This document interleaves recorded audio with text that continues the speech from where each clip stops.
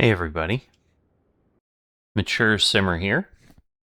So welcome back to the VFR series. We're here for leg 30 today. As a reminder, we are in Strasbourg Airport.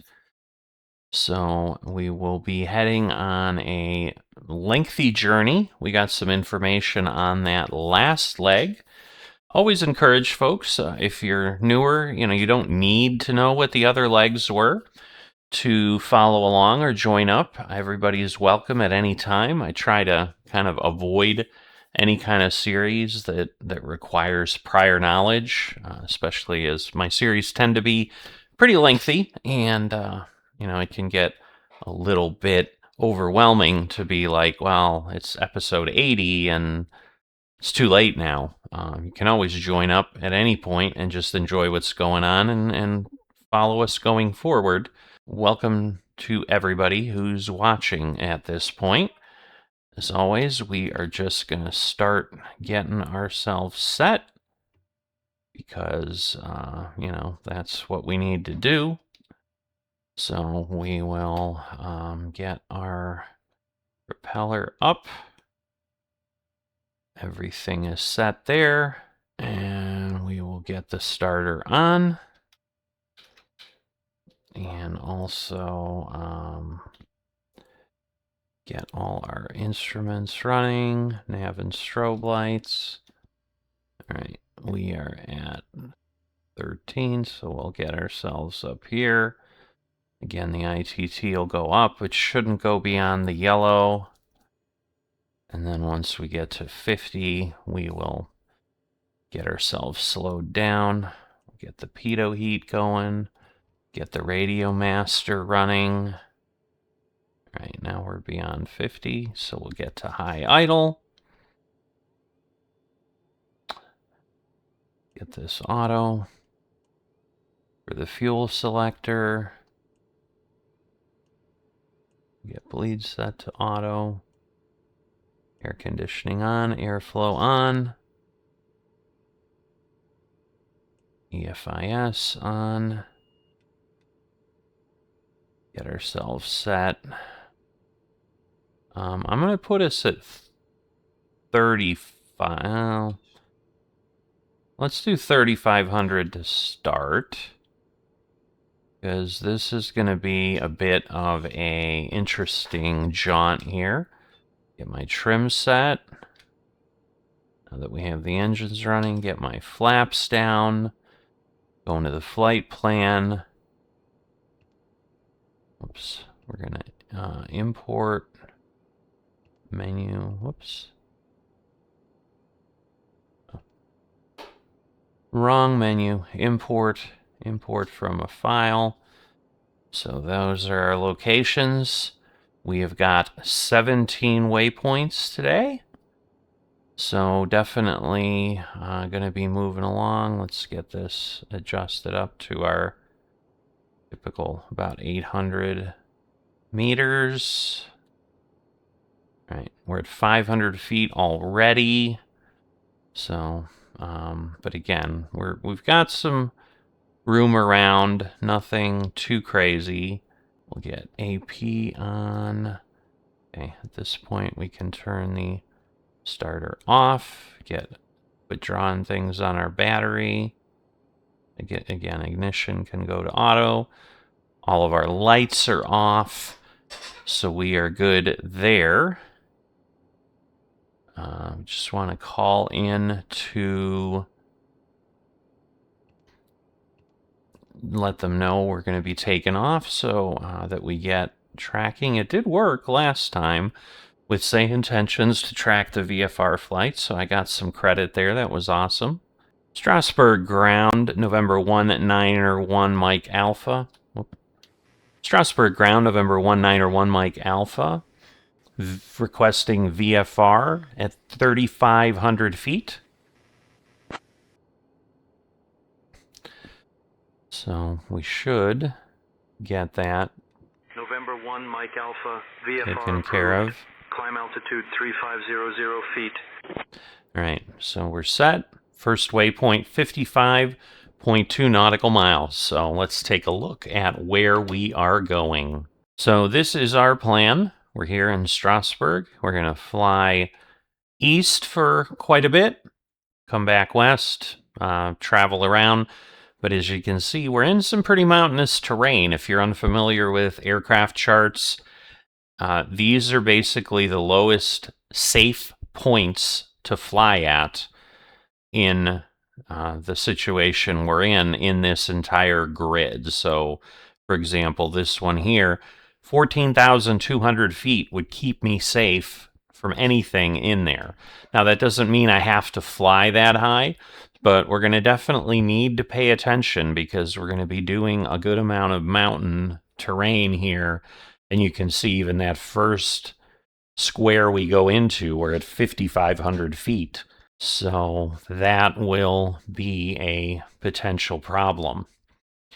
But let me give you a little bit of information of what we've got. So again, we've got information from a document that the creator has provided, which is really, really great stuff.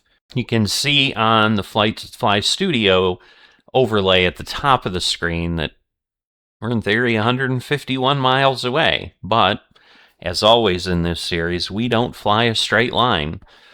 So this journey will be 651 nautical miles. That will probably take us between 3 and 4 hours, is typically what we've seen with flights of this length. So settle in. Again, VFR series, we show everything. So I won't talk the whole time, but you'll be able to sit back and view what is happening. So at this point, we are set here, and we are ready to move on out. So let's do that again with as many miles as we have. We don't need to worry about, and yes, we are kind of pulling out where we need to. So we're basically going to go down Quebec here, and then head on down the taxiway. I've got the chart zoomed in a little close, so I can't tell exactly what that is, but instead of going directly to, well, we could go direct to Gall. So maybe we'll just do that. It's going to cut a little bit of the runway off, but I think we have a good long runway to take off on. So we'll just go straight across to Gall and enter the runway. And we'll be taking off on 05 to just get ourselves going and get out of Ensheim here. Again, we're kind of right at the touchdown points, so we're not crazy far. We got a good runway to go. So we'll get ourselves set there and get our yaw damper on and throttle up.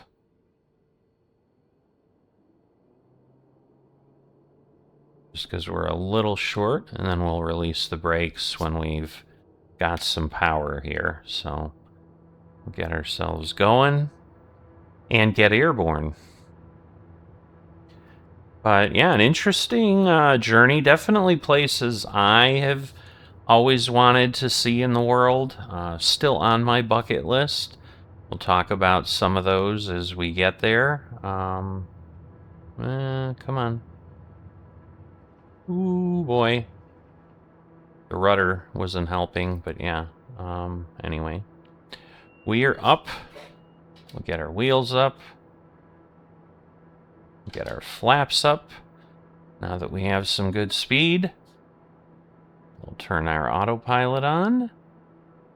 And he should grab it and go. Come on. Climb on, climb on. We do not want to clip anything here. Alright, so there it goes. Alright. So we are heading out. A little close on some things.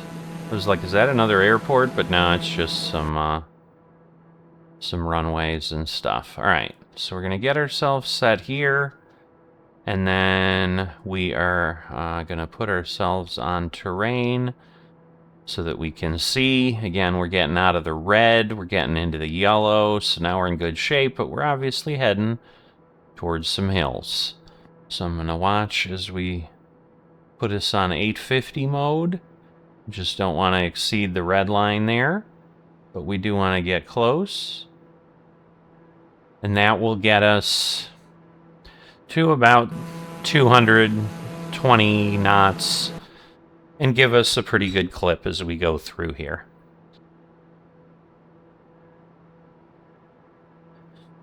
So we're painting over in green, but again, we're a little bit in a valley. We're going to line up here and get going. So just trying to get my navigraph set.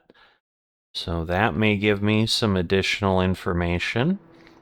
But let's jump in and talk about what we've got. So we're going to be going through France, Germany, Austria, Liechtenstein, and Switzerland today. So 5 countries compared to the 4 we had last leg. Not sure that we'll continue expanding, but we shall see. But looks like we've got small enough little foothills here that hopefully the 3500 will clear things. We're not, again, we're only looking out about 5 miles the way we're set here. That usually will give us enough time if we're paying attention. That's going to be kind of the biggest thing for me, is to be paying attention as we go. But where we are going to our first waypoint is head east from Strasbourg to Hohenzollern Castle. There have been castles on this hill since at least the 11th century, though the current one only dates to 1867.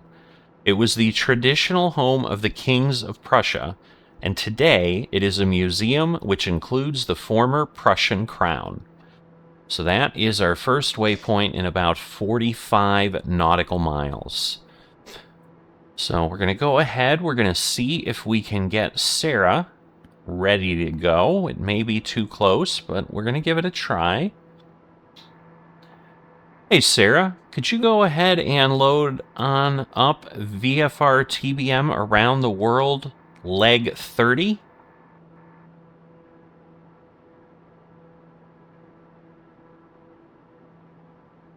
You got it. We're loading up VFR TBM Around the World, Leg 30.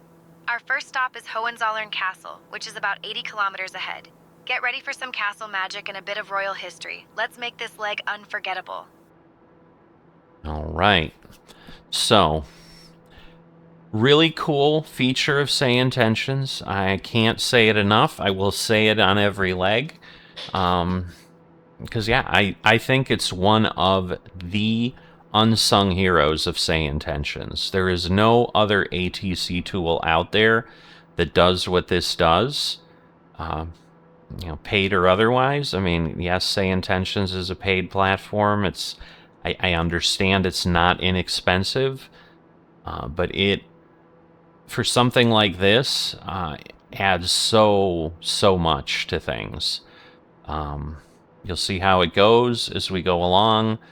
But it works incredibly well.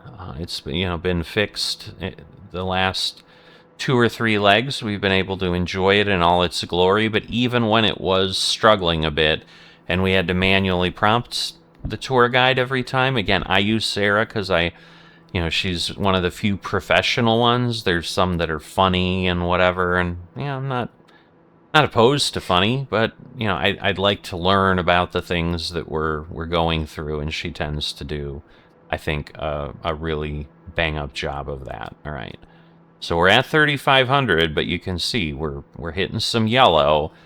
I'm comfortable that I think we're high enough. We'll start to see there's a little bit of red over there. So are they there or there? Which ones are 5 miles away? I don't know. Well, I guess that'd be probably 7, but so we can see out on the side a little further just because of the way the corners work and so forth. But so yeah, we're probably climbing a tiny bit more just to get to 50, and now we're likely where we need to be, because now it looks like we flattened out. So we're gonna get close to some things. You know, the problem is with red, like red is it. Like it's between 500 and 0. So we could hit something with red. So we are going to be kind of close on some areas. Again, I think 5 miles is that other ridge. I think this ridge here is likely this one. But, you know, lots of forests, lots of trees.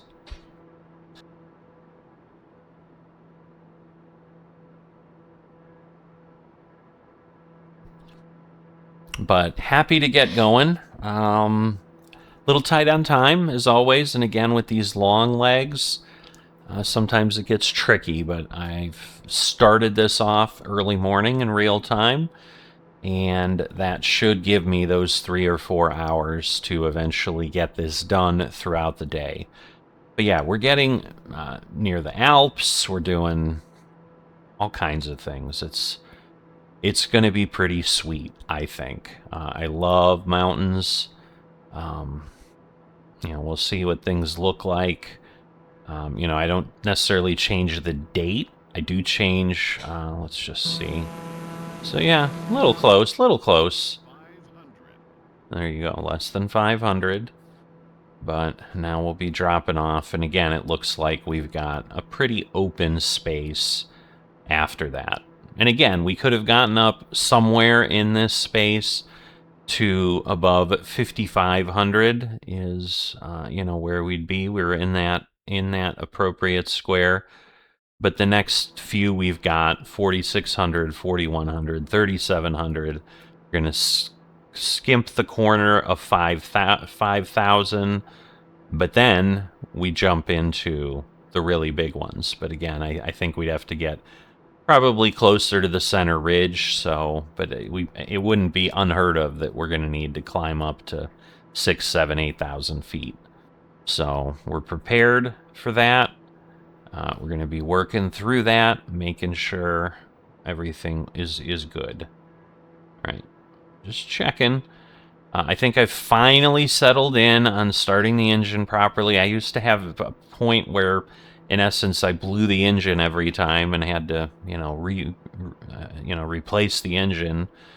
But one of the things that is cool with the TBM 850 is it does keep track of its state from flight to flight. So it's really as close as I've been able to see in a GA aircraft to, hey, this is my plane, and I do have to do some things to take care of it. Now, again, do some things to take care of it is you're hitting buttons to say, oh, I need to replace the oil, or I need to, you know, whatever. But right now, yeah, the engine's gone from 100% to 99%, which obviously makes sense. The engine will wear over time.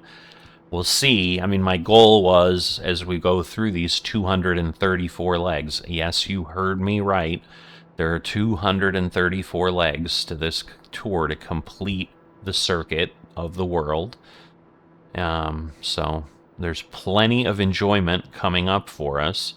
So once again, I'm going to make the request early here. I'll probably maybe make the request later as well, but please like and subscribe. A series like this, I think, is definitely unique. And, you know, the more people that can find it who are interested in these kind of things, that will help the YouTube algorithm recommend it to more and more people.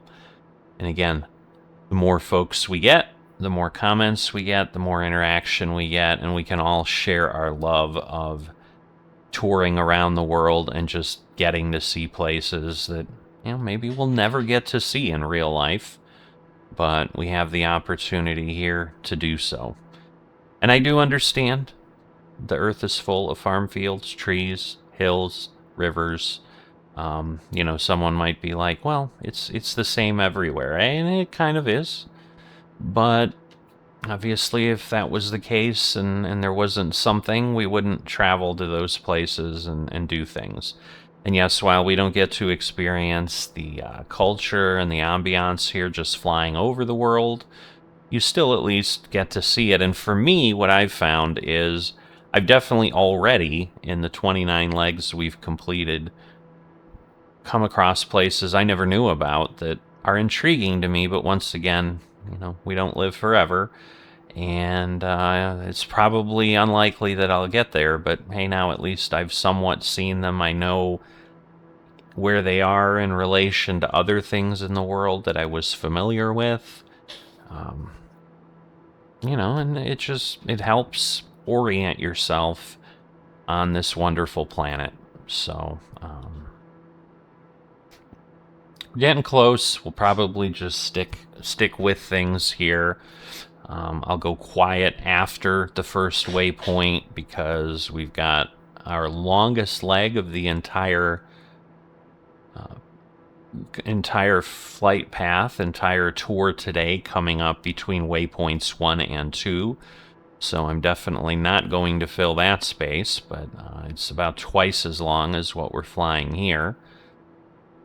But I haven't, you know, shared what's on my mind recently, so just going ahead and doing that. But I find this type of flying really, really enjoyable because, as I said, it gets me to places I've never gotten to. It's not simply a commercial flight from point A to point B, where in theory we're doing it to move passengers. The purpose of this is to see the country and, you know, the countryside. I mean, we're seeing 5 countries in some way, shape, or form in this episode. But, you know, you're looking at things. Now, again, I do not know if that might be, although it doesn't seem that's, well, I guess we kind of are headed, because you got to remember we're situated off, but that is likely our destination of the castle. Again, we're still 8 kilometers away, or 5 miles, so it's got some distance to it. But we'll switch outside. I know it gets a little louder, but I think this gives you a much grander view of where we're at. So once again, what I try to do, I've kind of settled into a pattern, which would make sense on something like this, and nobody's indicated otherwise that they'd like me to do something different, but I think as we get close, we kind of try to look around, give ourselves a little bit of a view. I usually position it a little bit like this. You can't miss the fairy tale silhouette of Hohenzollern Castle, perched dramatically atop Mount Hohenzollern. This neo-Gothic masterpiece was completed in 1867, though the Hohenzollern family has had a fortress on this spot since the 11th century. Talk about prime real estate. The castle has survived sieges, lightning strikes, and even a few royal family squabbles. Imagine Thanksgiving dinners here. It's still privately owned by the Hohenzollern family, and inside you'll find everything from Prussian crowns to some seriously intimidating suits of armor. Legend has it the ghost of Countess Kunigunde still wanders the halls, so if you see any mysterious fog, maybe wave hello. Our next stop is Munich, just 173 kilometers away on heading 090. All right, so we're going to make a slight turn to the left here. Again, 103 miles, so not quite as daunting as it sounded. But looks pretty straightforward again for the next couple 100 miles, I think. Well, maybe not quite that far, but 200 altogether from when we took off. I think this height will work. But we will eventually, we can't really see the mountains. We're far enough away, I guess. Because we're probably 50, 60 miles away. We're only 3,500 feet, so we obviously don't get to see quite as far, but we can see we're green and yellow. We're not, you know, super, super low, but the terrain does start to drop down. And so before I mute, let's see, we continue east over southern Germany to Munich. Munich is the capital of Bavaria and the third largest city in Germany. Prior to World War II, it was the site of Hitler's failed beer hall putsch and famous for hosting giant Nazi Party rallies. The Nazis created their first concentration camp at Dachau, just 16 miles to the northeast. Today, it's a high-tech center, home to BMW, a center of art and culture, and rated one of the most livable cities in the world. So that is what we've got to look forward to, but in the meantime, we'll get set here. Again, you can see the distance to go here, and get as much of the view outside as you can, and you can enjoy southern Germany. Talk to you in a bit.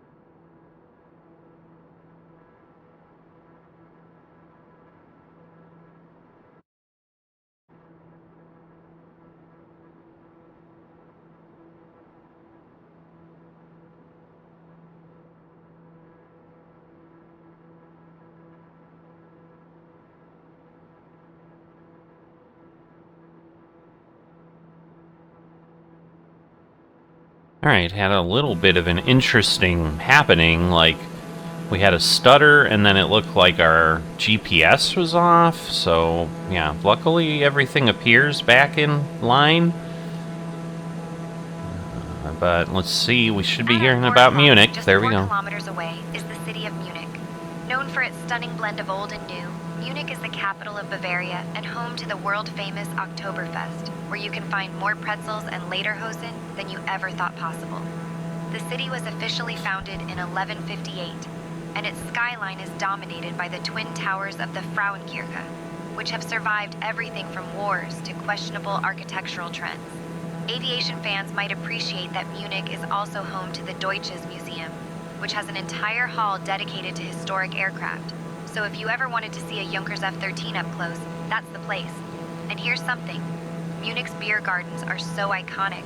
They're protected by law. If you ever get lost, just follow the sound of clinking steins. So yes, this is one of the areas, when I had the privilege of going to Germany on business at one point, I was up in Berlin, which is a ways north, and I was debating at one point, because we were there during Oktoberfest, and it would have been awesome, because in the U.S. we've got, you know, all kinds of beer halls, whatever, you know, that try, you know, the Hofbrauhaus and stuff like that are present in several cities, I think, to give you that ambiance, whatever, but just to experience, you know, the festival or whatever in reality would be pretty cool. Don't know if that'll ever happen, but that's one of the bucket list items that I've talked about that occur on this trip here. But got about 60 nautical miles to the third waypoint. This third waypoint is now going to get us as far east as we're going, so then we're basically going to head south for a tiny bit and then start turning west and basically head in a generally westerly direction all the way to the end. So we're basically going to come back everything we've done, so that's like probably 400 of our 651 miles is just simply doing the out and back, and then, you know, obviously meandering. But we've got, let's see, continue on eastward to the Austrian city of Salzburg, famous as the birthplace of Wolfgang Amadeus Mozart. On a hill with a dominating view of the city is the 11th century Hohenzollern Fortress. So that is where we're headed, is Salzburg. So I'll see you in a bit.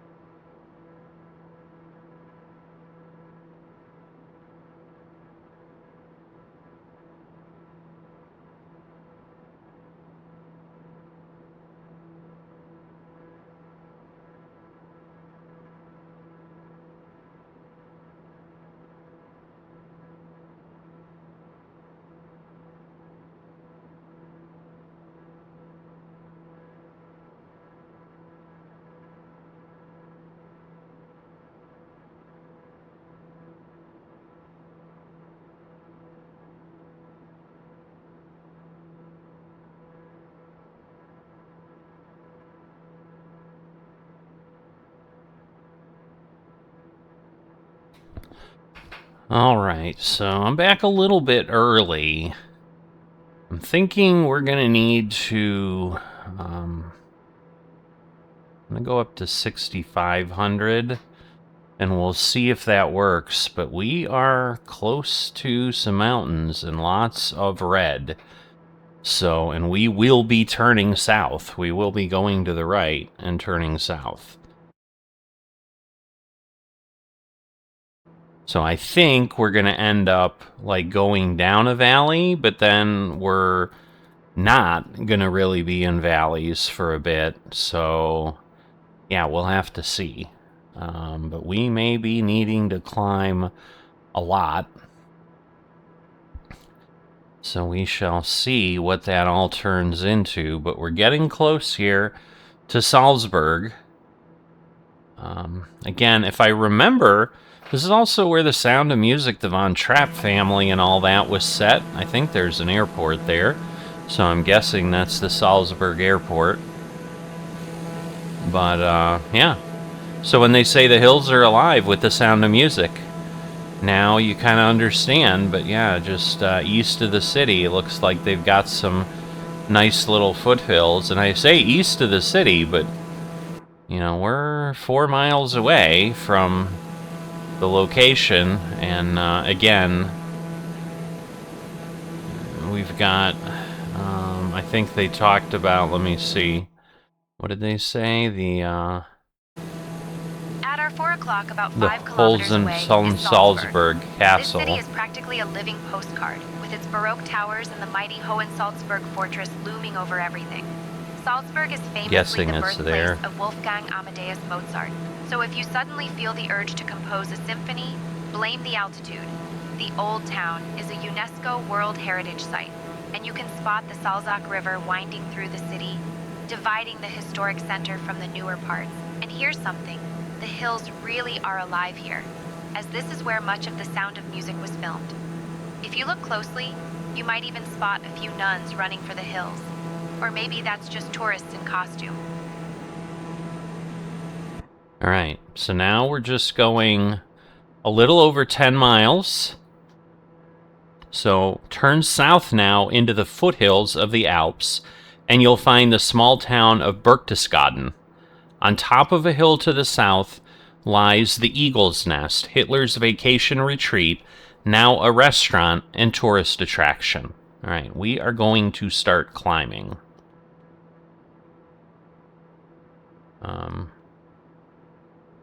Okay, I see, it changed. So let's get going, because yeah, we've got redness coming around us, and yeah, talk about, man, that was fast that we're in here, but this is cool. And again, is it, you know, realistically, I think it's pretty good. Pretty well represented is my understanding of things, but we'll see, because we will turn to the west at some point. Now there are these 2 points, 4 and 5, are very close together. So again, a hill to the south, so it's basically going to be, you know, here somewhere ahead of us that we're talking about the Eagle's Nest retreat. And then we are going to turn to the right a little bit. Alright, I'm going to see if I can speed up my climb a bit, because, yeah, I'm worried we're not getting where we need. We'll see. Because I'm not sure if it's going to fly us over an area here or not. So we're at almost 5,000 feet. I mean, the good news is right below us, we're good, but, you know, 2.9 miles, we're going to be right near the edge of that darn thing. I think we just keep going. But yeah, it looks like we're going to turn. It's just, are we going to be high enough? Holy moly. I don't like this. Alright, we're starting to At our turn, 1 thank o'clock, goodness. just 2 kilometers away, is Berchtesgaden. So it might Nestled be, in the Bavarian Eagle's Alps, this Nest town might looks be like there. it was plucked straight from a storybook, complete with dramatic mountain backdrops that would make even the most seasoned postcard jealous. Berchtesgaden has been around since at least the 12th century and was once a favorite getaway for Bavarian royalty, because who doesn't want a castle with a mountain view? The area is also famous for its salt mines, which have been in operation since 1517. So if you ever feel like your life needs more tunnels, this is the place. And here's something. Just gonna start During climbing World War II, more. The infamous Eagle's Nest was built nearby as a retreat for Hitler. But today it's a restaurant with some of the best panoramic views you'll ever see. Talk about a dramatic makeover. Our next stop is St. Okay, it's St. Bartholomew's. So just a few miles to the southwest lies tiny St. Bartholomew's Church, a pilgrimage church dating to 1697. So we'll see if we get that, but... And again, we're a little bit away. We should be chiming in soon. Alright, I think we still At our need to 12 keep o'clock, climbing. just 2 kilometers away, is St. Bartholomew's Church, and let me tell you, this place is straight out of a postcard. Nestled on the western shore of Lake Königssee, this iconic chapel dates back to the 12th century. We're though the so current high up, onion-domed it's hard to version see. was built in 1697. It's named after St. Bartholomew, the patron saint of alpine farmers and dairymen. So if you suddenly crave cheese, now you know why. The church is only accessible by boat, or in our case, a very stylish flyby, which makes it one of the most remote pilgrimage sites in Germany. And here's something. The surrounding mountains are so steep that echoes here are famous. Local boatmen even play a trumpet to let visitors hear the sound bounce back. Our next stop is Kufstein Fortress, just 53 kilometers away on heading 265. Alright, pretty iconic view. Definitely probably the most dramatic we've had on this tour thus far. But yeah, I'd say now we're getting into the heart of the Alps here. So, wow. Really, really. So I'm thinking that's where we came in from Salzburg. But anyway, we're there. Now we can, I just don't know how much lower we can go, so I think we'll stick up here. Alright, so now it's turn back west now along the northern edge of the Alps to Kufstein Fortress, a medieval castle overlooking the Inn River. And it is INN, just like, so maybe Innsbruck is on there, I don't know. Then continue, oh, that's the next spot, so hold on. We won't tell you that, but yeah, 27 miles. I don't know.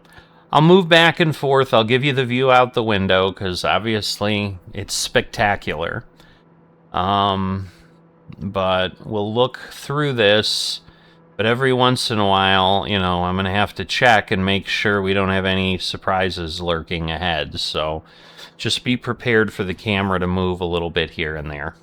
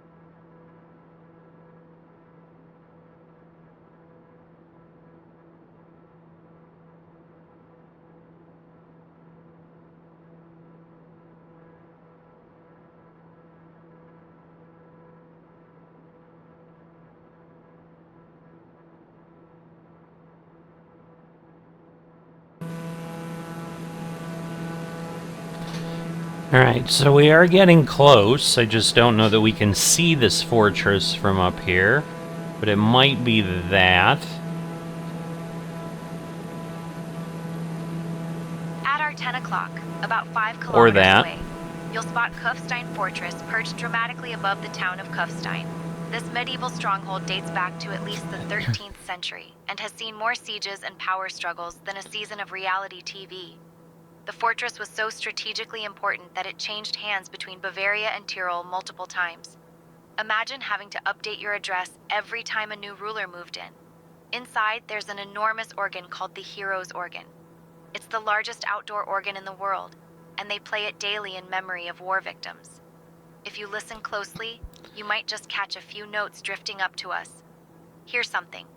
During World War II, the fortress was used as a prison, so it's got more stories than your average castle. Alright, so about 50 miles to go. Next one, absolutely massive item on my bucket list. I've got a poster of this in my house, just because it's just so well known and so cool looking. But then continue on to Neuschwanstein Castle, aka Mad King Ludwig's Castle. Neuschwanstein is newer than most of the castles on this tour, dating only to the late 19th century, but it was built by King Ludwig II of Bavaria in honor of composer Richard Wagner. Its fairy tale-like appearance makes it a popular tourist destination, and it inspired the design of the fairy tale castle at Disneyland. So, I'm less worried about that, because honestly, I like the Magic Kingdom Castle in Orlando better than the Disneyland Castle, but I get it. So the other thing I've been doing is dropping down, because it's hard to see from up here. It's less VFR-y, but obviously I'm worried, like, if we really needed every little bit to climb. Alright, I'm gonna go a little bit harder. Whoops. Alright, well, at this point, I hit the wrong wheel, not the outer wheel. Alright, so now we're gonna go here. We'll go to 5,500 feet and we'll see. But see, like, we're starting to get a little bit appearing there. And again, that's 1,500 feet. So, like, we're going down 2,000 feet. So, whatever point that is, like, yes, we would be in trouble with that. But see, like, that still looks high. But we're down 500 feet already. It's probably more than 5 miles away. See, that is probably that location. So now the red is coming in. So I might have to rise up again. We'll see. But, because right now, yeah, we're just starting to get in there, and we're going to go down about 1,000. But I have to be careful, because I don't want to hit things, but, like, if we can see things and we can get lower, that would be awesome. But yeah, the problem is these are probably going to start to get into the red zone. I mean, because we're flying through here, so we're good.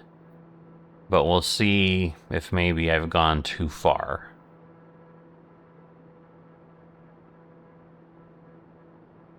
Because, yeah, we're definitely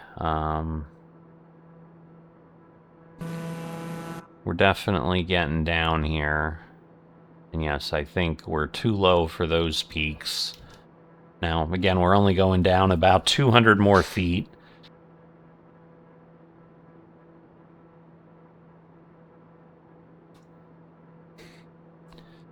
But yeah, this is pretty neat. And, you know, the mountain flying, I mean, the problem is we're going so quick. Like, if you fly through here, say, in a Cessna or something, it's different. You know, and again, I kind of know what's coming up in certain places. So there's that little bit of concern as well. But yeah, see, like, so this one's between 500 and 1,000 feet below us, so in theory it's not red yet, but the one next to us, yeah, definitely we're below. You know, so once Once we get into red, it's dangerous, especially if it appears here, because I don't know if I'm below grade or if I'm 200 feet above. So some of it is visual. Right now it looks like we're skirting through a nice little channel, but we're going to be playing a little bit of this game, but my goal is, like, I want to see this castle. I mean, I know what it looks like. I've got a poster of it, but...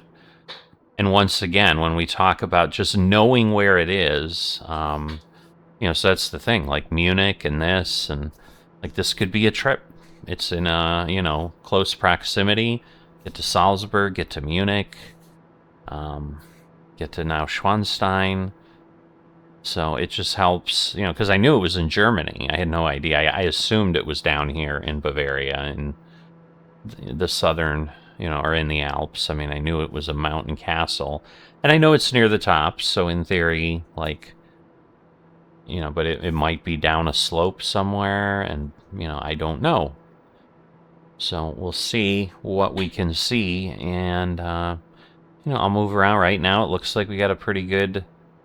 You know, that mountain, I guess, is my worry, if that's still not 35 miles away. But we are at 5,500 feet, so we're only up 2,000 feet from where we started. So at least we're closer. But yeah, when we were up there at 9,500 feet, I'm like, you know, we almost came down a mile. That's a long way to look at things and still try to get some detail, because we can only zoom in so far. But I will speak with you in a bit, but the view may not quite be what it is, because it just depends what I need to do.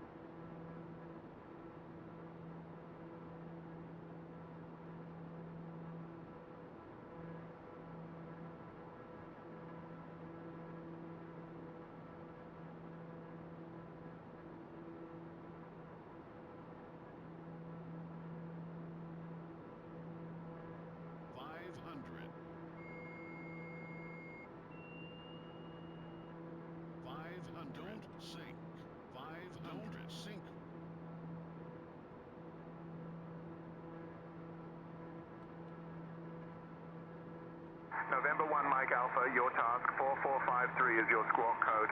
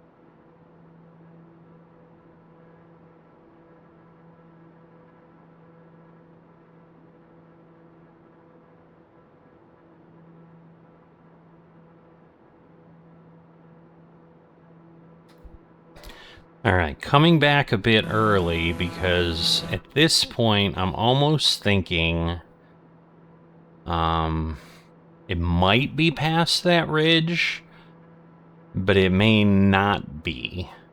So you saw I had to take some evasive maneuvers. I got a little entertained, that's for sure. Alright, so it's given me a squawk code. I don't know why.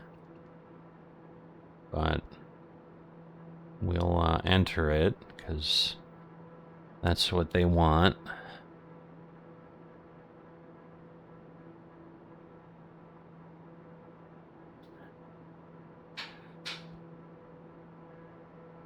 Alright, so again, my concern is...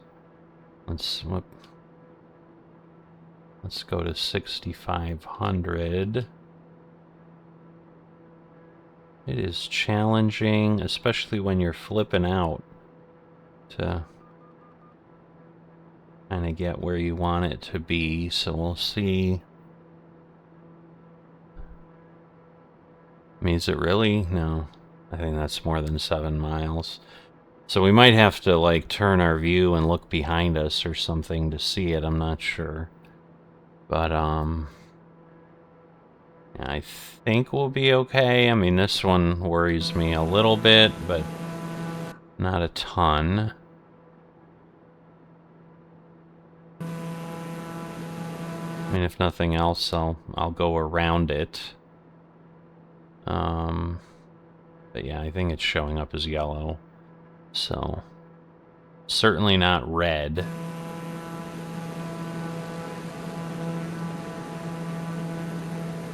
So, you know, it's kind of, you can see it's kind of painting things in, filling it in a little bit. You know, right next to us is a little high. Okay, well.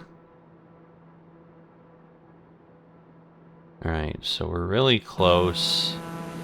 At our 10 o'clock, about 6 kilometers away, you'll spot the fairy tale silhouette of Neuschwanstein Castle, perched dramatically on a rugged hill above the village of Hohenschwangau.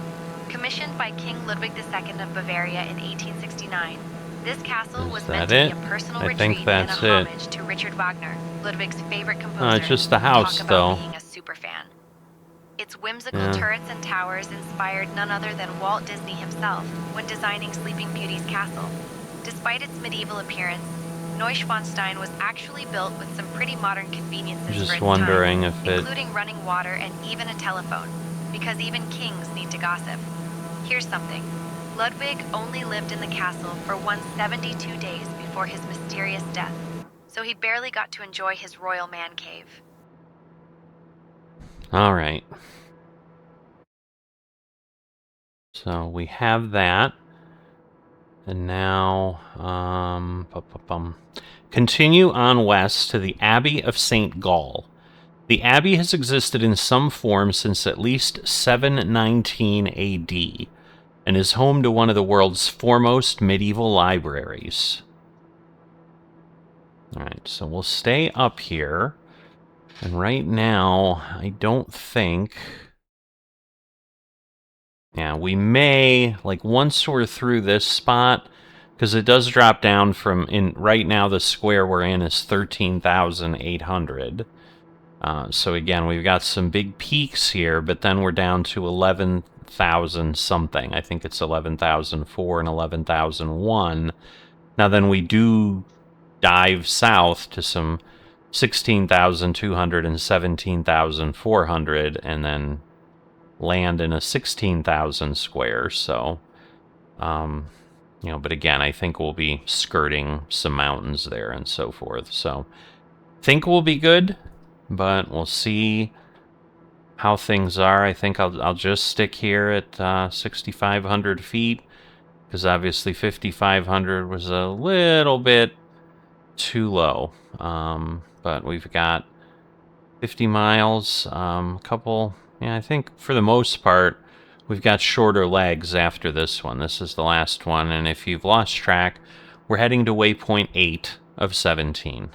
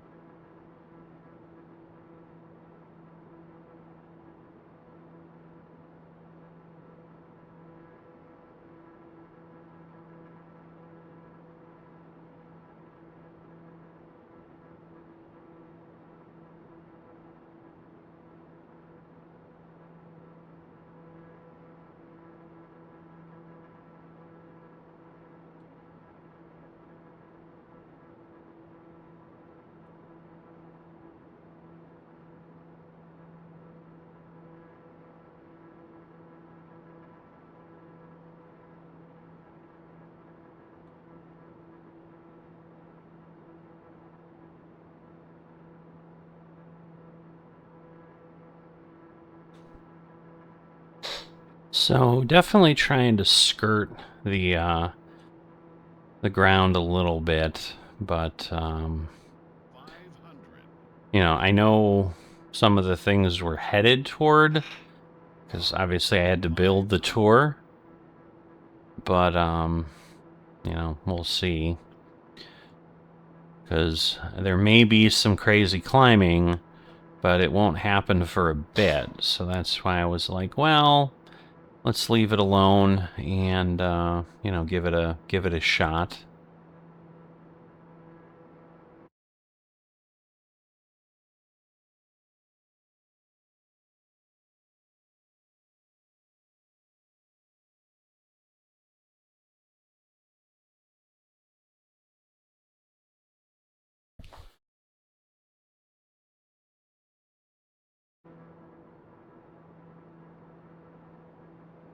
So, looks like the line's going between some of the locations. Now we're going to start to turn here.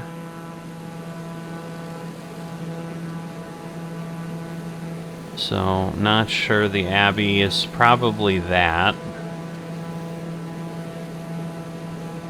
Yeah, it didn't really tell us anything.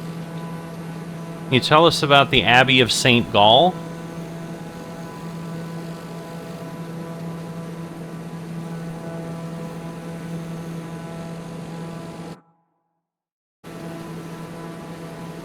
Sarah. The Abbey of St. Gall is a UNESCO World Heritage Site, founded in the 8th century and famous for its Baroque architecture and its library, which houses some of the oldest manuscripts in Europe.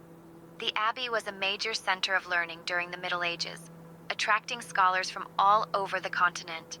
Its library is often called the Pharmacy of the Soul, because of the wisdom and knowledge stored in its books. The current cathedral was built between 1755 and 1768, and its twin towers are a landmark of the city. If you look closely, you might spot the ornate stucco work and frescoes that make this place a favorite among art historians and architecture buffs alike. And here's something. The library even has a mummy, no, really, an Egyptian mummy brought to St. Interesting why it cut off like that, but it did. So, alright. So now we are turned south to the city of Vaduz, the capital of Liechtenstein, for no reason other than to add Liechtenstein to our list of countries. So, we'll see what it says, but I'm sure it's across these mountains. So I'm kind of watching for this to start to fade. I'm hoping it will. I mean, it looks like we should, and then, you know, we'll halt our climb, but right now I wanted to just not keep going back and forth because I've just climbed a little bit. Yeah, we're starting to get some yellow. It's getting a little smaller. So I think we'll be okay. Because kind of once we get through this, then we potentially are too high. But yeah, all right. So right now, I think we'll level out. We should be okay. I mean, we're probably going to be close. We'll be less than 500 feet for sure. But that little point is concerning me a little bit. But I still think, like, just the way we see things, I think we'll be all right. And if not, I don't know. But no, I think we'll just pass. So there we go. We're through now. So we see Vaduz down there. So welcome to Liechtenstein. I'm sure we're in it by now. I'm wondering if it didn't trigger because it was so close. Because obviously, at least she still chatted with us, so we'll see. But yeah, like this one might be the same thing, but because it's such a sharp turn, we might have not triggered the fence. I don't know. I mean, it did move it, but I don't know.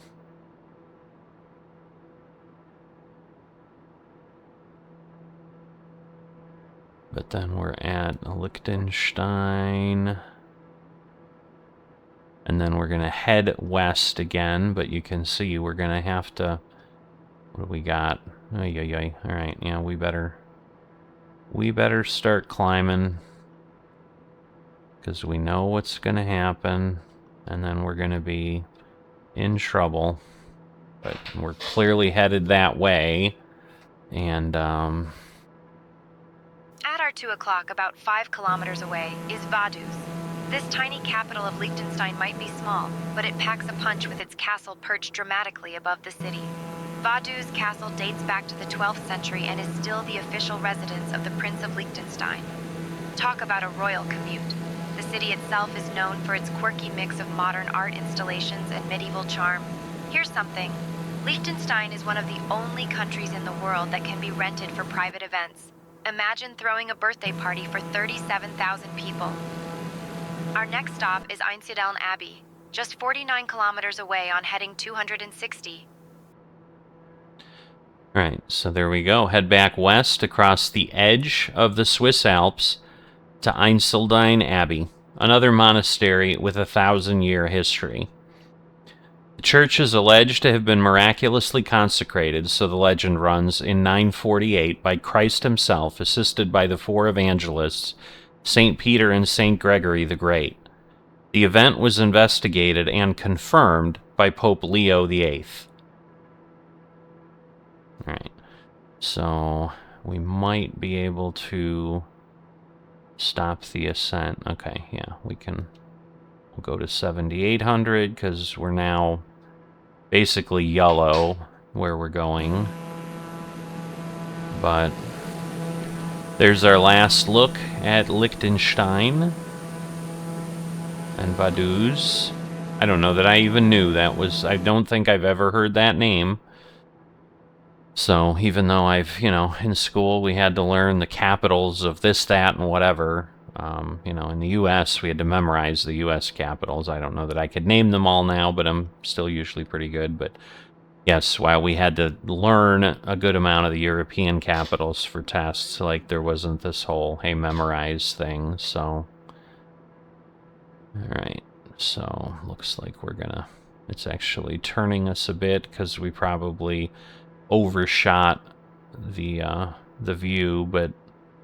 And again, where we're going, 24 miles, we're gonna cross that ridge, so I don't want to go down yet. Although, we can go down some, but I'm just worried where we're going. Let's get past this, and then maybe we'll drop down over there. But I'll keep flying the plane. You keep enjoying what views you can get, because again, as I'm doing this, I kind of have to look more forward than not. But I'll talk to you in a bit.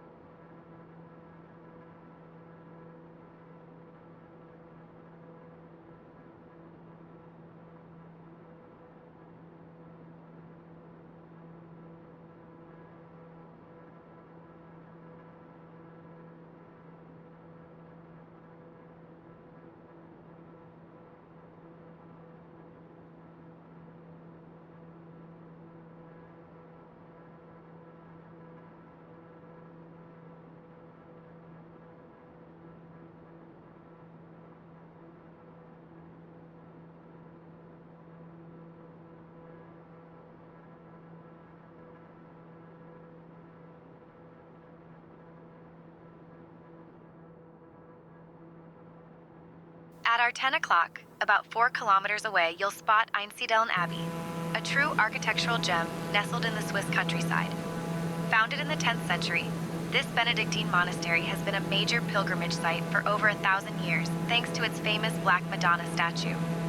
The Abbey's Baroque church, completed in the 18th century, is a feast for the eyes with its ornate stucco, frescoes, and a ceiling that could give the Sistine Chapel a run for its money. Pilgrims and tourists alike flock here not just for the spiritual vibes, but also for the legendary gingerbread. Yes, monks here have been baking it for centuries. And here's something. The Abbey's library holds over 230,000 books, so if you ever need to hide from the world, this is your spot.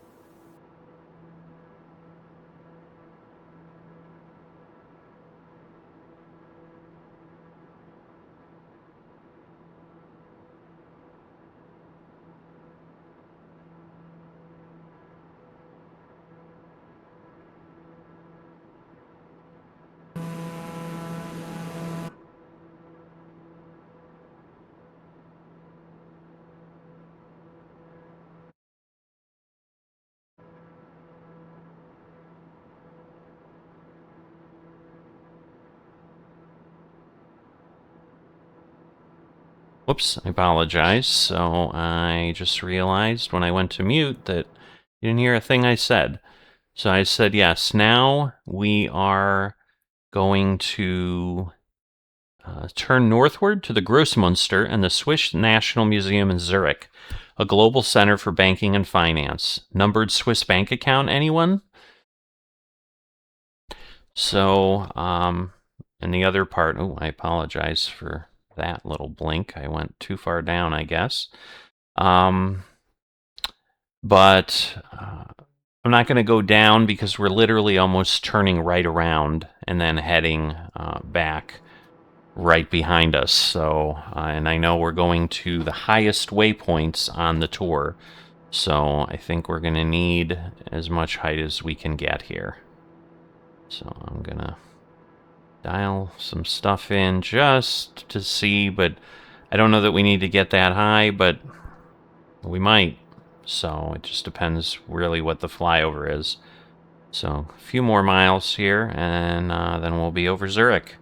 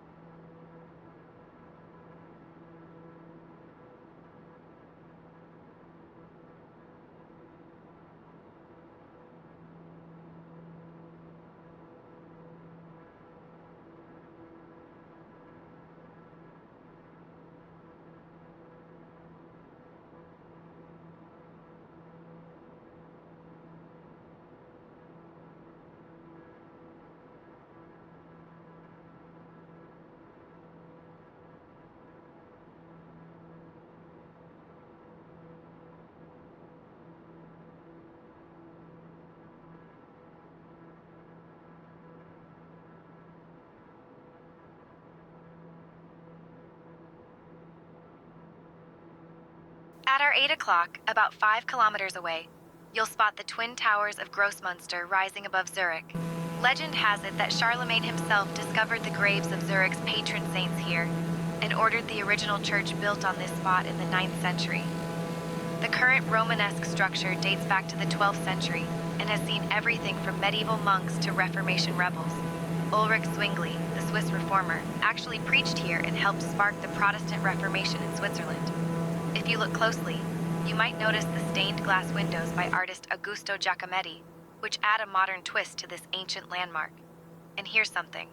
The crypt is one of the oldest parts of the church, and rumor has it there are still secret passages beneath the building, perfect for a medieval game of hide and seek.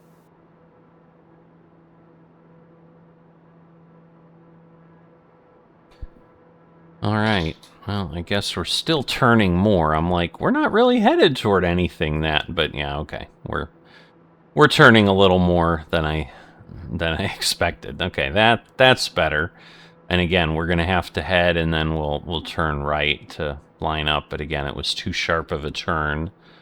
So the next waypoint is turn southwest now to Lucerne and the Kapellbrücke, or Chapel Bridge, a 14th century wooden footbridge over the Reuss River.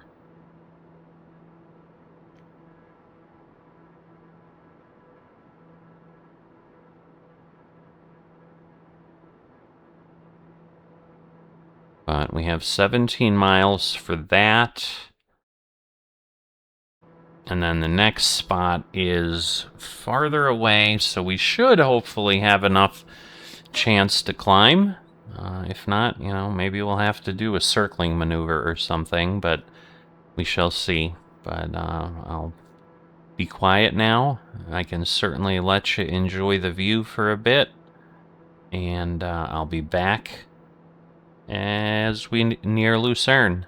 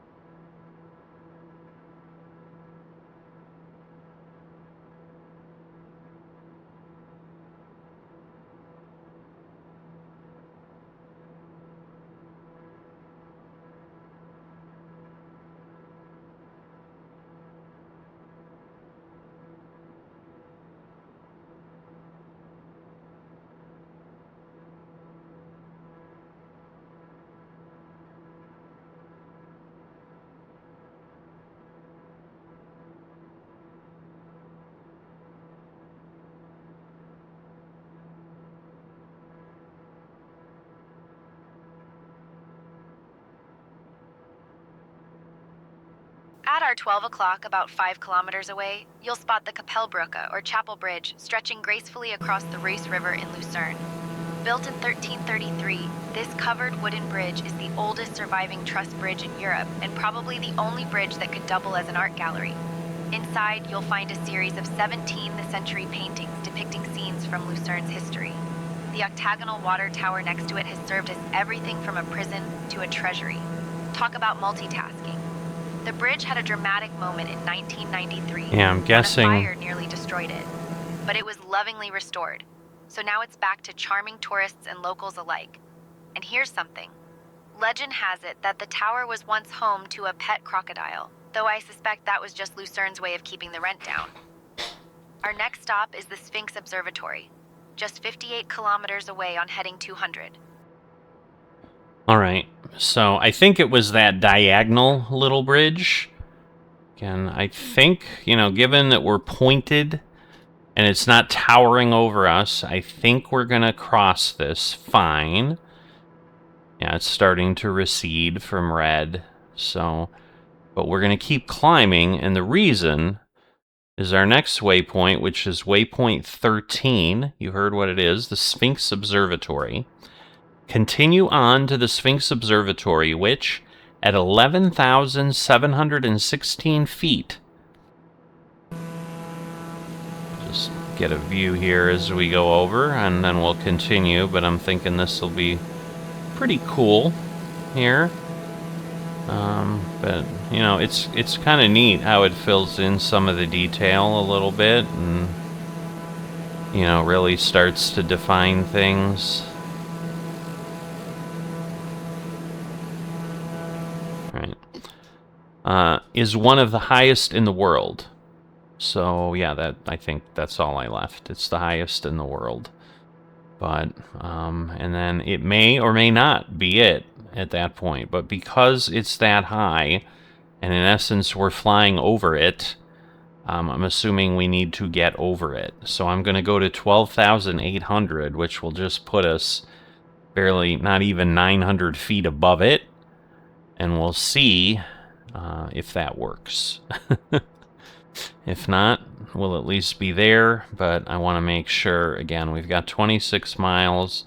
We don't have any danger of anything in the near term. We're climbing, so again, we'll give you the view, but obviously we're going to be pretty high up at this point. Highest we've ever been in the tour.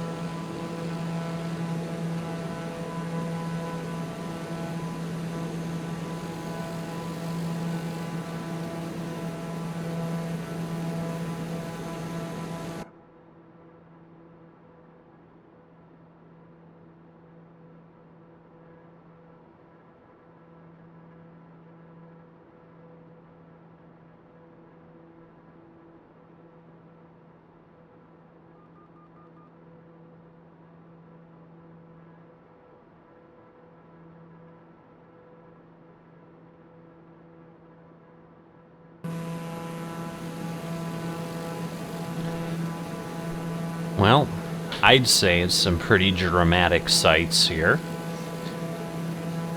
So, you gotta think how crazy it is to, like, I'm assuming the people that work here live up here? I can't imagine you're commuting up here every day, but I don't know. Alright, so looks like we're still red in front of us, so, and that's before we hit the observatory. So we're gonna climb another little bit here. We'll see what that all looks like. We probably want to get a little bit more. So yeah, I'm guessing that's this. But we're 2 miles away. Let's see, can we accelerate a little bit? At our 12 o'clock, about 5 kilometers away, is the Sphinx Observatory. And it's not just any mountaintop building. This is one of the highest observatories in the world. Perched at 3,571 meters, that's over 11,700 feet, above sea level, the Sphinx Observatory has been peering into the cosmos since 1937. Not sure. There, Scientists from maybe? all over the globe come here to study everything from cosmic rays to the mysteries of our atmosphere. Yeah, I think so. The observatory is perched That right is- on the wow. Jungfraujoch, which is sometimes called the top of Europe. And honestly, the views are so spectacular, even the clouds get jealous. Here's something. There's actually an elevator inside the mountain that whisks you up to the observatory in just 25 seconds. Talk about a dramatic entrance. That is pretty cool. Alright. So now we're continuing. Again, we don't have a lot of red, but there are peaks ahead of us that are tall. So at this point, we are continuing south, obviously. So keep heading south until you find the Gornergrat infrared telescope on a peak just north of the Gorner Glacier and about 5 miles east of the Matterhorn, the famous pyramidal peak on the Swiss-Italian border.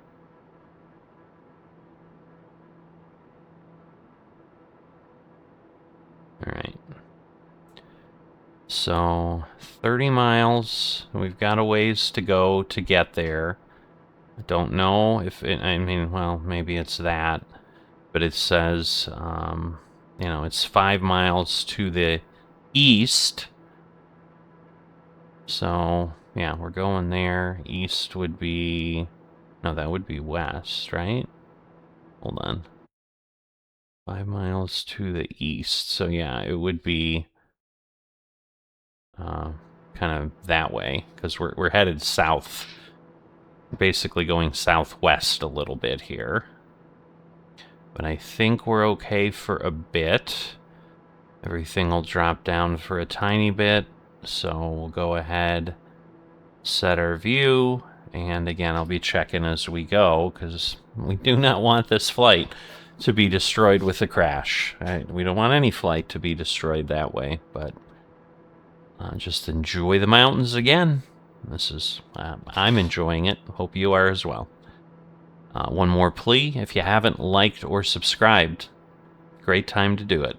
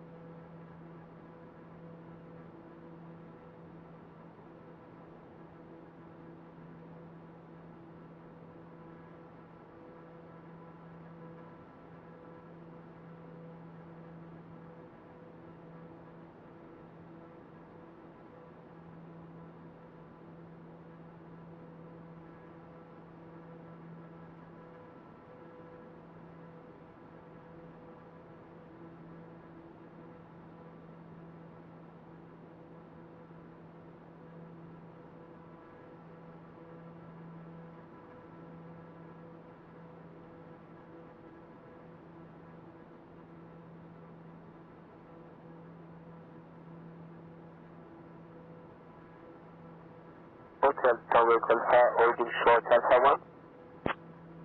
Hotel Echo Alpha, report Echo 1. Ground, Hotel Echo Alpha, good morning. Hotel Tango Echo Alpha, Greenwich ground, roger, good afternoon. Information Alpha is current.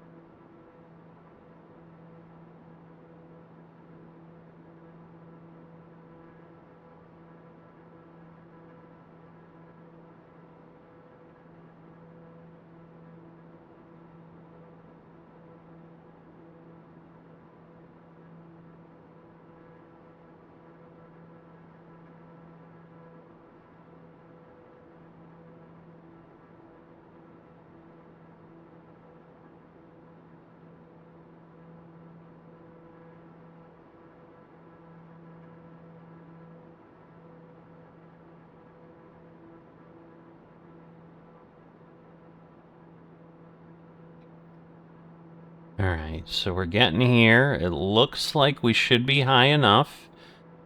Probably over 1,500 feet up. So, we'll stay there till the next waypoint. At our 1 o'clock, about 6 kilometers away, you'll spot the Gornergrat infrared telescope perched high on the Gornergrat Ridge. This observatory sits at a dizzying altitude of right over there. 3,100 meters. That's more than 10,000 feet, making it one of the highest astronomical observatories in Europe.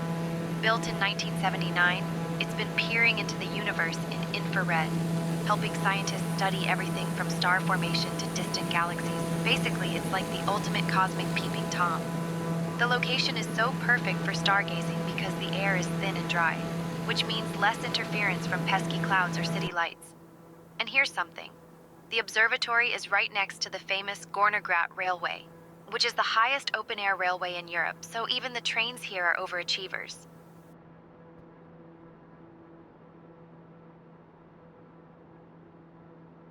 Alright, so we're going to turn the autopilot off. Now it's set to the east. To me, this is the west, because I think that's the Matterhorn looming in front of us. So we're going to go around it. I don't want to descend, because that's going to create a different problem. But, yeah, that's pretty pyramidal. So maybe he meant to the west, and he just mistakenly stated what he stated. But we'll then let it take over after that. I don't know. I kind of want to see that peak, because are we really clear of it? Yeah, I think we are. So let's see. If I turn that back on. Uh-oh. It won't do it. Well, that's horrid. Alright, well, I'm going to have to play with that a little bit. We've got 31 miles to go, and hopefully I can... no, that might have killed it. So, we'll see what I can do. I might have to hand fly this the rest of the way, which would kind of suck, but... anyway, I'm going to mute you, and I'm going to work at it.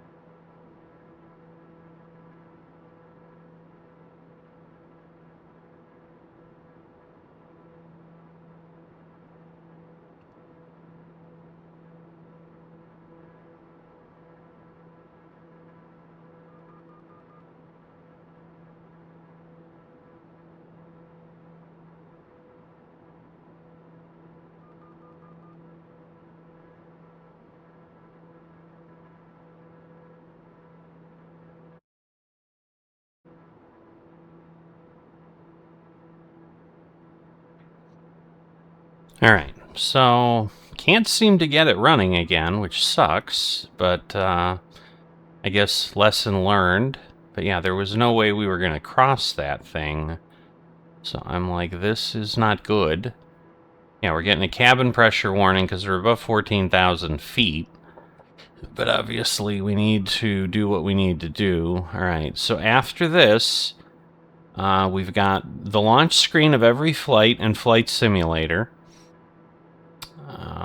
Hold on, because I'm trying to read and fly now.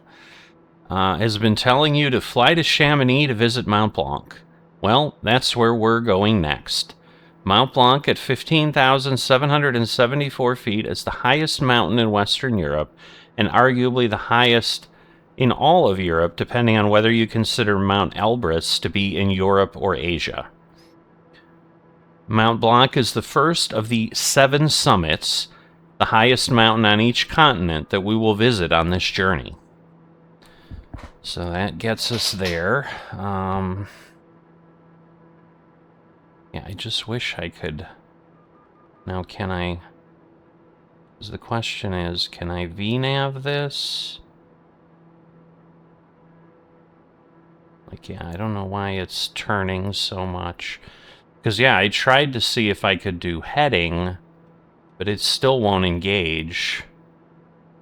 You know, and again, I've turned the autopilot off to try to reset it, but it doesn't look like that works, so, luckily this didn't happen super early, so and again, I kind of have to stay on the path, or we're not gonna, so yeah, I think it's over that way. I'm kind of now looking at my... Yeah, so I'm guessing it's there right in front of us. So we'll get... interesting that it's telling us to turn that far. So I don't know that it's giving us the right direction. I don't know that it is. So, because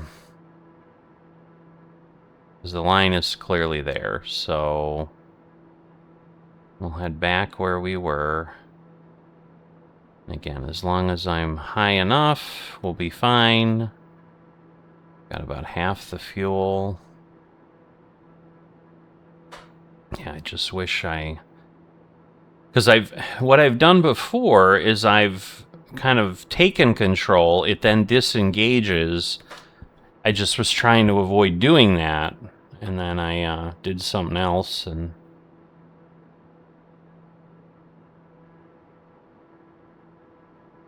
man, alright. So I don't know.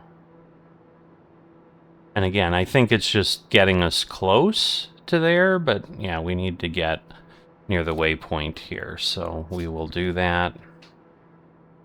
I'm gonna again try to get the autopilot on. Nope. It is just not gonna do it. What if I cycle this?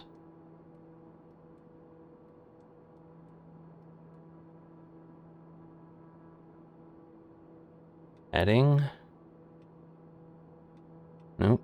At our 10 o'clock, about 4 kilometers away is Mont Blanc, the highest peak in the Alps in Western Europe, towering at a breathtaking 4,808 meters, 15,774 feet. Mont Blanc has been charming mountaineers and terrifying acrophobes since the first recorded ascent in 1786 by Jacques Balmat and Dr. Michel Gabriel Paccard. Just not gonna It's go. so tall it actually creates its own weather, so if you see clouds forming out of nowhere, don't blame the forecast. The mountain is also home to the longest tunnel in Western Europe, the Mont Blanc Tunnel, which connects France and Italy right beneath our feet. And here's something. The summit actually shifts a little each year due to snow and ice, so Mont Blanc is basically nature's version of a pop-up tent. Our next stop is Chillon Castle, 48 kilometers away, on heading 355. All right. So we're gonna bring this in. And at this point, the question is, because again, I don't want to, like, I'm descending at a crazy amount, so we were going down at about 4,000, so I need to just,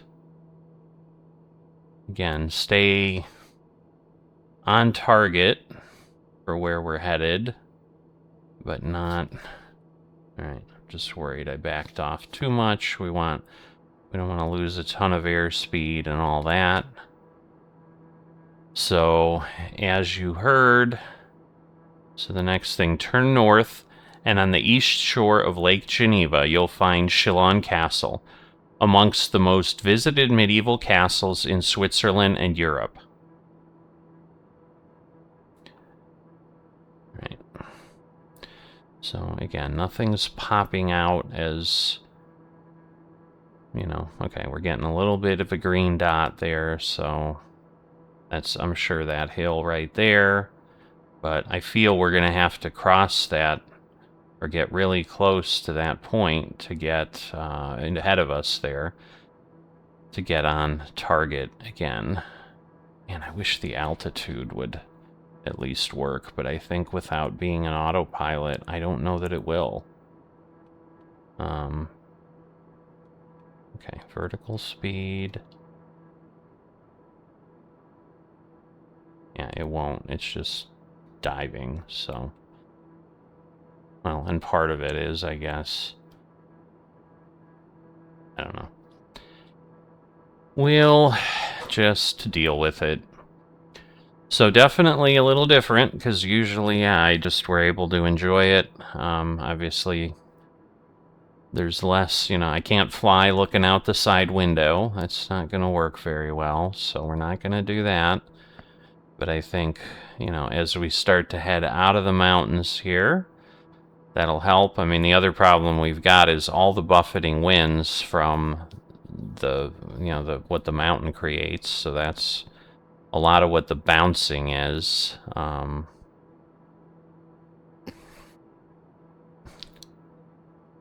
But we'll go from there.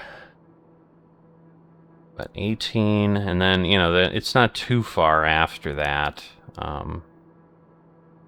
as our next point. But, so yeah, there's the lake there. So we're going to want to go there, and we can start descending. And that's where I had kind of slowed down a little bit, because I'm like, I don't want some crazy airspeed. But yeah, live and learn. Don't disconnect things too soon. Because yeah, we've got basically 100 miles of hand flying here, which is quite a bit. Yes, we know we're sinking. Alright, and some of it was obviously we were pretty close to the ground there, but okay. We're a little over. And again, we're not going to be able to get a great view of the castle because I can't have... Man, I just cannot believe that this will not re-engage. I mean, I've tried turning off the flight director. I've tried all that. I mean, it's a thing for me to learn, to see if I can look it up and, you know, do a better job. I'm going to put on my landing rate monitor, early, just so I don't have to guess visually where I'm at. And I'm honestly half tempted. I think we're going to turn this off too, because I just don't want to be, I mean, goodness, it just wants to turn a lot. But yeah, behind us, we've got a lot going on. Again, we're 3,000 because we're still along a ridge here.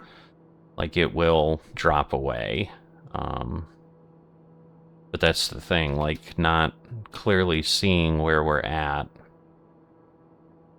Right, because we're 8 miles away, so we probably do want to get down, or we're not going to be able to see this castle very well. Because, yeah, now we're at 4,000 feet, even though we're descending like crazy. We're also approaching 240 knots.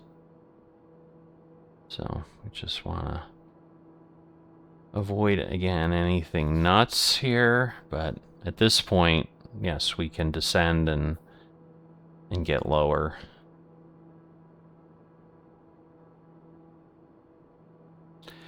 So yeah, all we're going to be able to do is look out the front window, but the castle is kind of at the tip there, so you can see on the terrain map. So we're going to head there, and it's probably sitting on the shoreline. But 2,800 feet, 4 miles. She'll start chatting shortly. But yeah, a little bit more realistic attempt here with what we're having to do. But it was going around the Matterhorn, I think. At our 7 o'clock, about 5 kilometers away, you'll see Chillon Castle sitting right on the edge assume of Lake that's Geneva, the red looking like it building was plucked straight out of a fairy tale, to the or left maybe a of the James Bond roadway. movie, because it actually was in The World Is Not Enough. The first mention of this castle dates all the way back to 1150, and it's been everything from a fortress to a prison, and even a summer residence for the Counts of Savoy. Lord Byron was so inspired by the place, he carved his name into the dungeon wall. Talk about leaving your mark. The castle's strategic location meant it controlled the road to the St. Bernard Pass, so if you wanted to get through, you had to pay the toll or face the moat, and probably some very grumpy guards. If you squint, you might just imagine knights jousting or poets brooding on the Apennines. Our next stop is the Cathedral at Lausanne, just 24 kilometers away on heading 305. Right, so maybe it's following things appropriately. I don't know. Yeah, because I still want to go here. 1,500 feet. I just have to be careful. But 12 miles to go. Probably want to speed up a little bit again, just because now we need to maintain height. We're not anywhere that we can do anything. But yeah, it is not going to re-engage, no matter what I do. So, anyway. We will fly along here. And so, yes, the last part, it has follow the northern shore to the 12th century cathedral at Lausanne. And that's all we've got. And then we're going to turn southwest and follow the lake to our destination, Geneva Airport. Geneva is a global hub of banking and diplomacy, famous for the Geneva Conventions governing the rules of warfare and the rights of wounded and prisoners of war, along with more treaties than can possibly be listed here. It is also the home of the European United Nations and the International Red Cross. And that is the end of the narrative. Then I don't have to kind of look at it any further. Let's see. I'm not sure what that was about. Again, we're going to turn this off. See if we can re-engage it one last time. It's just not going to happen. I mean, yeah, I did the test, and in theory, like, it didn't come back with any kind of error. But anyway, we're good. We can probably... Well, I don't know that I want to go down any lower yet, so... Because I do think we have some room at this point. Let me pull up my Navigraph chart, because I'm going to need that. I also have no idea. Goodness, we got to fly 28 miles to the airport? Holy moly. Alright, yes, so the runway is in the direction we're going, so that's good. At our 9 o'clock, about 6 kilometers away, you'll spot the Lausanne Cathedral, officially known as the Cathedral of Notre Dame. See if we can do this. This Gothic masterpiece was completed in 1275 and is considered one of the most beautiful examples of early Gothic architecture in Switzerland. Alright, we're still The 2 cathedral's miles rose window away. is a showstopper, featuring over 1,000 pieces of stained glass. Imagine the cleaning bill. For Oh, centuries, there it pilgrims is, just trekked off here the as part of screen. route to Santiago So de I'm turning Compostela. toward it. So you could I say it's been a believe hotspot that's for where it spiritual is. frequent flyers. The bell tower houses the largest bell in Switzerland, and every night since 1405, a watchman has called out the hours from the tower. No snooze button required. That brings us to the end of our tour. Today we soared over castles, abbeys, observatories, and the tallest peaks in the Alps. That was kind of an abrupt ending. Alright, so now we need to just follow the trajectory, and then we'll be good. But yeah, it's 28 miles, where that last leg was just 14. So we got a good bit of flying to do still. But yeah, we're going to pass over this point here, and then...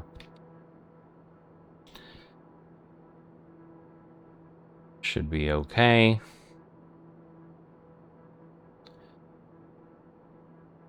But yeah, hand flying can get tiring. So, I mean, you know, I suppose if you really want to challenge yourself, you could just, you know, and again, you can set this and set the trim and hopefully be in a good spot, but you know, it doesn't always work. So, but let's see, if I set the altitude at 4,000, like, again, without... I don't know that it'll level out, is my issue. So I'm not sure. Like, I don't think it will. I mean, we'll see. But my guess is we're just gonna dive and... yeah. So... it don't matter what I have there. Like, it's not engaging. I don't know, I can try to climb back up to 4,000 and see if it'll hold it, but it does not appear to be doing so. No, it's not, so I'll just keep trying. I'll just keep stop trying to to finish this off a little cleaner, but it is what it is. But yeah, we're at 3,000 feet now. So we're higher than we want to be, but I want a good view of the airport. I'm not sure if it's... because it's kind of at the tip of the lake. I think it's that little spot right in front of us, but I don't know for sure.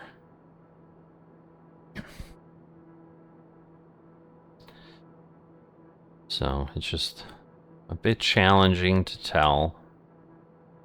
But down to 18.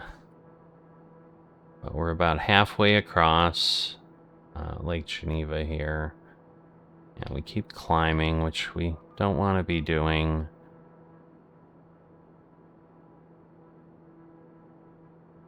So let's settle in. Let's see. If I trim up... that's the thing. If I can get the trim to work, like maybe it would hold it, but I don't know. I mean, I've got the trim a long way up now, and it's still not doing it.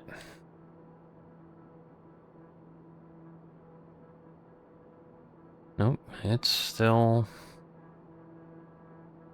unless maybe I'm going the wrong way. I thought I had to go the other way, but maybe not. Maybe I was crazy. Yeah, okay. So I think that was the issue. I was trimmed too far. Maybe. Let's see.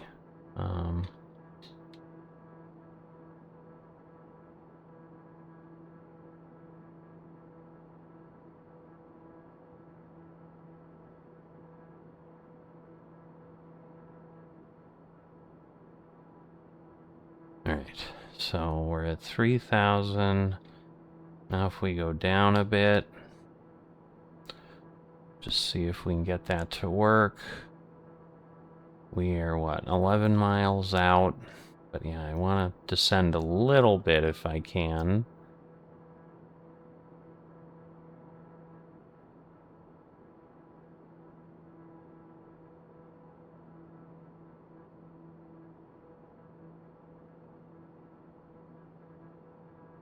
Alright, where is this lovely airport? Because again, we're kind of heading in. Like, I'd like to see the runway. Because I think I need to go this way to really line up with it. So, we're gonna do that. Yeah, it looks like I'm at like 2 degrees. Now I'm 3 degrees down, 2 degrees.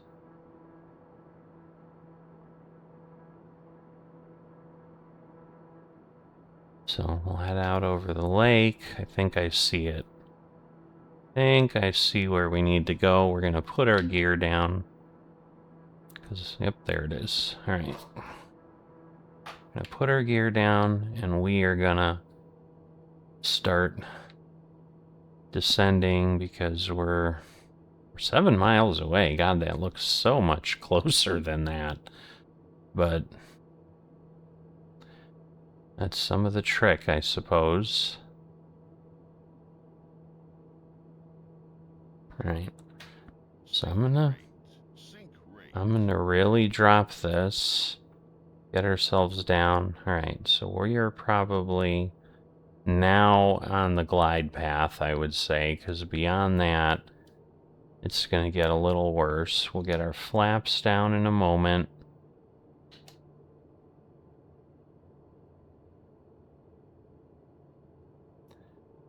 Get ourselves, put some power back in.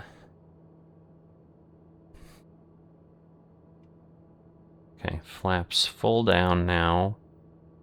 So that will steal some speed. But now I think we're in good shape. We have our gear down. And we'd be flying this now already, but a lot of extra flying today. So I do hope you've enjoyed it. If you haven't liked or subscribed, honestly, if you didn't, I'd still appreciate a like or subscribe, but I get that that would be pretty unlikely. But one can always hope, right? Right, so I think I'm just seeing the pappy lights. It looks like 2 white, 2 red. But yeah, this to me seems about right. We're going down at 3 degrees, so it should stay. Should stay on 800 feet. 3 miles.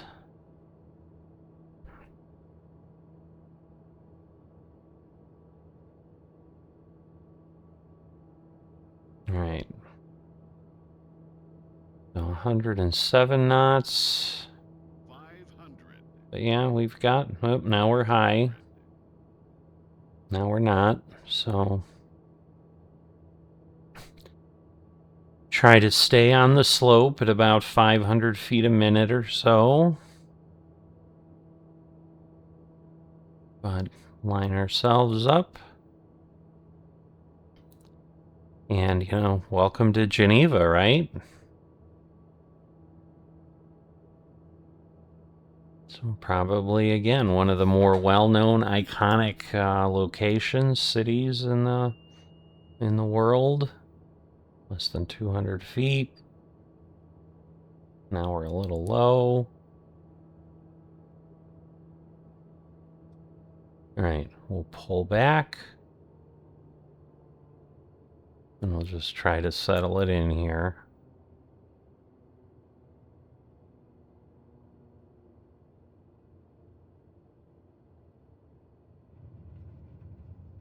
Just trying to get on the center line. So I'd say that was pretty good. The hand clapping folks agree. We got our flaps up. Probably not the best way to exit, but we're gonna.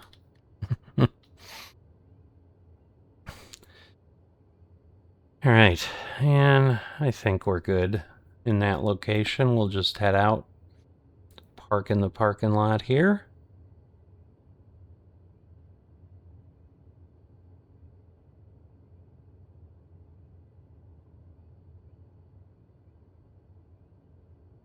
All right, and we'll say we are pretty solid. Get our parking brake on. Get everything turned off.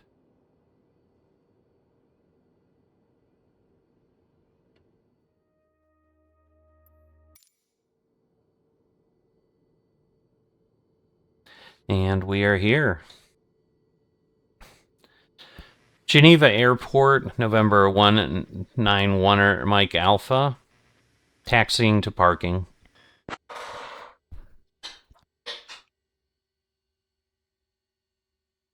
Oops.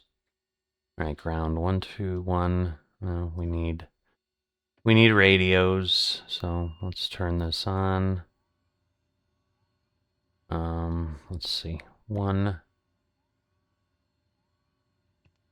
2, 1, 6, 8. Clearly, oh no, I did. Okay. Geneva Airport, November 191 Mike Alpha, taxiing to parking.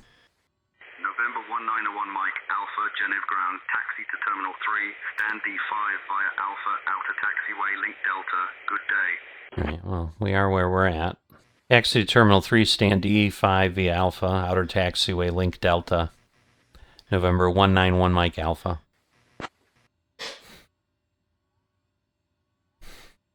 Alright. So. November 1 Mike Alpha, negative, taxi to stand E5 via Alpha Charlie, hold short of runway 22, then Papa Tango.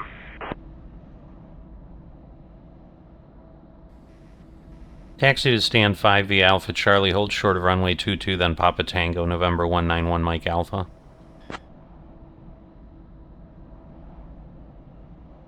Okay. So we should be good. Leg 30 is behind us. We'll see where we go next week, and I will see you next time.